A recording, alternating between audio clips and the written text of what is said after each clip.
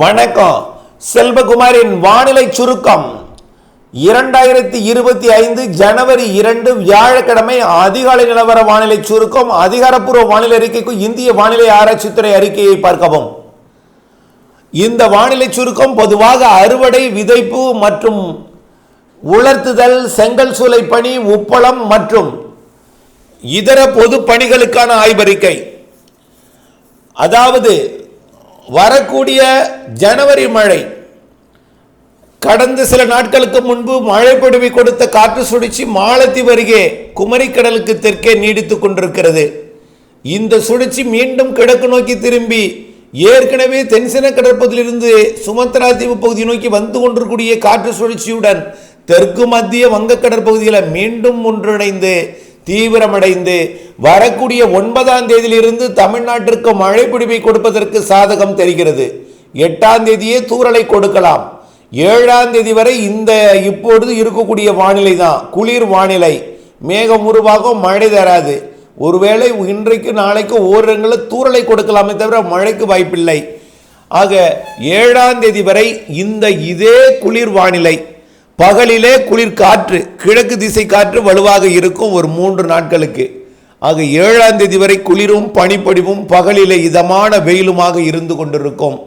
8ஆம் தேதி புதிய நிகழ்வு காரணமாக மழை தூறல் தொடக்கும். 9ஆம் தேதி மழை மிதமாகவோ லேசாகவோ 12ஆம் தேதி வரை ஆங்காங்கே பொழிந்து கொண்டிருக்கும். பொங்கல் நாளிலே மீண்டும் அந்த நிகழ்வு விலகி புதிய நிகழ்வோட மீண்டும் ஒரு முறை இணைந்து தீவிரமடைந்து ஒரு வலுவான ஒரு நிகழ்வாக பொங்கல் நாளிலே கடலில் இருந்து கொண்டு தூறல் சாரலை பொங்கலிலே கொடுத்து கொண்டு மிரட்டல் வானிலையை கொடுத்து கொண்டு மேகமூட்டம் தூறலை எல்லாம் பொங்கல் கொண்டாட்டத்தில் கொடுத்து கொண்டே அந்த நிகழ்வு மிக மெல்ல பொங்கல் கொண்டாட்டம் நிறைவடைந்த பிறகு 16ஆம் தேதியில் இருந்து 20ஆம் தேதி 22ஆம் தேதி வரைக்கும் மழை பொழிவை கொடுப்பதற்கு இலங்கை மற்றும் தமிழ்நாட்டின் கடலோரம் நெருங்கி இருக்கிறது. அந்த நிகழ்வு குளிர்கால மழைப்பொழிவு போல், அதாவது வழக்கமான குளிர்கால மழைப்பொழிவு போல் அமையாமல் பருவமழை தொடர்கின்ற நிலையில குளிர்கால மழைப்பொழிவே, ஜனவரி மழைப்பொழிவே, வலுவான நவம்பர் டிசம்பர் ஒரு மழைப்பொழிவு போல வலுவான மழைப்பொழிவு போல் தெரிகிறது. அறுவடை விவசாயிகள் அந்த மழைப்பொழிவை பொங்கலுக்கு பிறகு, பொங்கல் முடிந்த அடுத்த நாளே மழைப்பொழிவை தொடக்க போகிற அந்த மழைப்பொழிவு நிகழ்வோட நகரும் தன்மை, தீவிரத்தன்மை, நெருங்கி வரும் இடம், இவையெல்லாம் தொடர்ந்து உற்று நோக்கப்படுகிறது. தொடர்ந்து ஆய்வறிக்கையை தீவிர ஆய்வில் எடுத்துக்கொள்ளப்பட்டிருக்கிறது. இருந்தாலும் மழைப்பொழிவு, ஜனவரி மழைப்பொழிவு வழக்கமாக குளிர்காலத்தில் ஜனவரியில் பிப்ரவரியில் பெய்யும் மழைப்பொழிவு போல் இல்லாமல் இந்த ஆண்டு ஜனவரி பிப்ரவரியில் நல்ல மழை தெரிகிறது. குறிப்பாக ஜனவரியில் இந்த பொங்கலுக்கு பிறகு வரக்கூடிய நிகழ்வு சற்று வலுவாகவே தெரிகிறது என்பதை தெரியப்படுத்த விரும்புகிறேன். ஆக இதிலிருந்து அறுவடை விவசாயிகள் என்ன செய்ய வேண்டும்? அறுவடை விவசாயிகள் டெல்டாவிலே வேதாரண்ய பகுதிகளில் மாசி வரை அறுவடை வைத்திருப்பார்கள். பலருக்கு இன்னும் கதிரே வந்திருக்காது.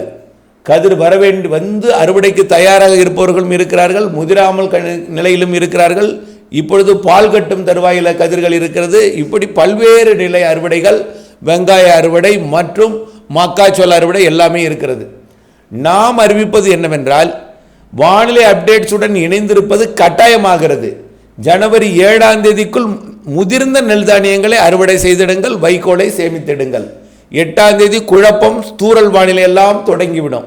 9ஆம் தேதியிலிருந்து 11ஆம் தேதி 12ஆம் தேதி வரை ஆங்காங்கே மழை இருக்கும். அந்த மழை பொழிவு அறுவடைக்கு முழுமையாக இடையூறை கொடுக்கும் அனைத்து மாவட்டங்களுக்குமே. ரைட். பொங்கலிலே, பொங்கல் பண்டிகையின் பொழுது உங்களுக்கு பணியாளர்கள், அறுவடை எந்திரங்கள் கிடைப்பதற்கு சவாலாக இருக்கும். ஆகவே ஆனால் அந்த நாட்களிலே ஒரு இடைவெளி இருக்க வாய்ப்பு இருக்கிறது. இடைவெளி இல்லாவிட்டாலும் மழையின் தீவிரம் குறைந்து மிரட்டி கொண்டு கடலில் இருக்கும் ஒரு நிகழ்வு கரையேறாமல் கடலில் இருந்து கொண்டு மிரட்டலை கொடுத்து கொண்டிருக்கும். அந்த நேரத்தில் அறுவடைக்கு சாதக நாட்களும் தெரிகிறது. ஆக அந்த நாட்களிலே அறுவடை செய்து கொள்ள நீங்கள் ஆயத்தமாக இருக்க கேட்டுக்கொள்கிறேன். பொங்கல் முடிந்த கையுடன் அடுத்த நிகழ்வு தமிழ்நாட்டிலே ஒரு நிறைய மழைப்பொழிவை தருவதற்கு வாய்ப்பு தெரிகிறது. இதை நீங்கள் அச்சுறுத்தலாக எடுத்துக்கொள்ள வேண்டாம். தயவு செய்து விவசாயிகளுக்கு திட்டமிடுதலுக்கு ஒரு புரிதலாக நீங்கள் எடுத்துக்கொள்ள வேண்டும். அதாவது பொங்கலுக்கு முன் வரக்கூடிய நிகழ்வு இடையூறு கொடுக்கும் அறுவடைக்கு, பொங்கலிலே குழப்பம், ஆனால் அதிலும் இடைவெளி இடையூறு எல்லாமே இருக்கும். பொங்கல் முடிந்த பிறகு அச்சுறுத்தும் வானிலை நிகழ்வு வர இருக்கிறது. அச்சுறுத்தலோடு போய்விடுமா, அடைமடையாக கொடுக்குமா, எல்லாம் ஆய்வில் இருக்கிறது. ஆக விவசாயிகளுக்கு ஒவ்வொரு ஒரு ரூபாயும் முதலீடு, அந்த முதலீடை மீட்டெடுக்கவும் உங்களுக்கு நஷ்டம் வராமல் பாதிப்பை ஏற்படுத்தாமல் பாதுகாக்க மட்டுமே நான் முன்னெச்சரிக்கை வழங்குகிறேன் என்பதை மனதில் கொண்டு அதை ஒரு வாய்ப்பாகவும் எடுத்துக்கொண்டு எப்படிப்பட்ட நாம் வானிலை அறிக்கையுடன் இணைந்திருந்து திட்டங்களை வகுத்து கொள்ள வேண்டும் என்பதை நீங்கள் மனதில் பதித்து கொண்டு திட்டமிடுதல் அவசியம். அறுவடை விவசாயிகள் இந்த மாத 16 தேதியிலிருந்து 22ஆம் தேதி வரை நிறைய மழைப்பொழிவுகள், நிறைய மழைப்பொழிவுன்னு சொல்வதை விட கனமழைப்பொழிவு தெரிகிறது. அதை நாம் மனதில் கருத்தில் கொள்ள வேண்டும். அது வாய்ப்பாக எடுத்துக்கொள்ளுங்கள். மாத இறுதியிலும் மழை இருக்கிறது, அதற்கிடையே ஒரு 2 நாள் இடைவெளியும் இருக்கிறது. 23லிருந்து 25 வரை ஒரு இடைவெளியும் இருக்கிறது. ஆனால் மாத இறுதியில் மீண்டும் ஒரு சுற்று மழைப்பொழிவு வரவும் வாய்ப்பு இருக்கிறது 26ஆம் தேதியிலிருந்து. ஆக ஜனவரியில் 4 நாள் நிகழ்வு நாள், பிறகு ஒவ்வொரு 3 நிகழ்வுகள் தெரிகிறது. 12 நாள் மழை நாட்களாகவும் மீதம் இருக்கக்கூடிய 18 நாட்கள் இடைவெளி நாட்களாகவும் இருக்கும். அதில் இப்பொழுது 7ஆம் தேதி வரை ஒரு 7 நாள் இடைவெளி கிடைக்க இருக்கிறது. மீதம் இடையிடையே 2-3 நாள் இடைவெளி கிடைக்கும். அந்த இடைவெளியை அறிந்து அறுவடை செய்திட வேண்டும். ஓகேங்களா? சரி, விதைப்பு. தற்பொழுது எல்லோரும் கேட்பது சாதாரண விதைப்பாக இருந்தால் கூட 7ஆம் தேதியோட நீங்கள் விதைத்திடலாம். ஆனால் நிலக்கடலை விதைப்பை பொறுத்த வரைக்கும் நீங்கள் தயாராக இருந்தால் இன்று விதைத்தால் கூட 7ஆம் தேதிக்குள் முளைத்திருக்கும் நேற்றைக்கு. ஆனால் இனிமேல் தான் யோசித்து நீங்கள் நிலக்கடலை பருப்பெல்லாம் வாங்கணும்னா நாளாகிவிடும். என்னை பொறுத்த வரைக்கும் நிலக்கடலை விதைப்பு உங்கள் யோசனைக்கே விட்டு விடுகிறேன். காரணம் என்னென்னா, நிலத்தின் தன்மை, நிலத்தின் ஆழம், அதாவது அந்த நேரத்தில் இருக்கக்கூடிய நீங்களுடைய விதைப்பு, அதில் இருக்கக்கூடிய அந்த அதாவது நீர் தேங்கும் தக்க வைக்கும் உங்களுடைய மண் அமைப்பு, இவையெல்லாம் உங்களுக்குத்தான் தெரியும். ஆகவே என்னை பொறுத்த வரைக்கும் 7ஆம் தேதிக்கு வரை தான் இடைவெளி. 8ஆம் தேதி தூறல் சாரல், 9, 10, 11, 12 மழை இருக்கிறது. கடலோரம் கண்டிப்பாக இருக்கும், டெல்டாவும் தென்கடலோரமும் உள்ளேயும் ஆங்காங்கே இருக்கும். பொங்கலிலும் குழப்பமான வானிலை இருக்கிறது. பொங்கலுக்கு பிறகு வலிமையான மழை இருக்கிறது, அதை புரிந்து கொள்ள வேண்டும்.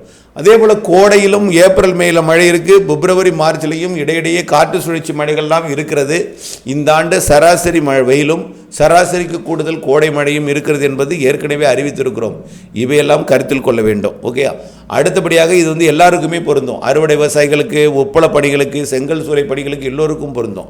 அப்போ செங்கல் சூளை பணியை இடைவெளியில் நீங்கள் செய்யணும். தீயிடுதலாக இருந்தாலும் சரி, செங்கல் கட் பண்ணுறதா இருந்தாலும் இடைவெளி தான். உப்பளமாக இருந்தாலும் இடைவெளியில் நீங்கள் பணி செய்யணும். மழை வரும்போது மூடி பாதுகாக்கணும். அந்த மாதிரி தான் நீங்கள் இந்த ஆண்டு கோடையிலும் சரி ஜனவரிலையும் இருக்கணும்.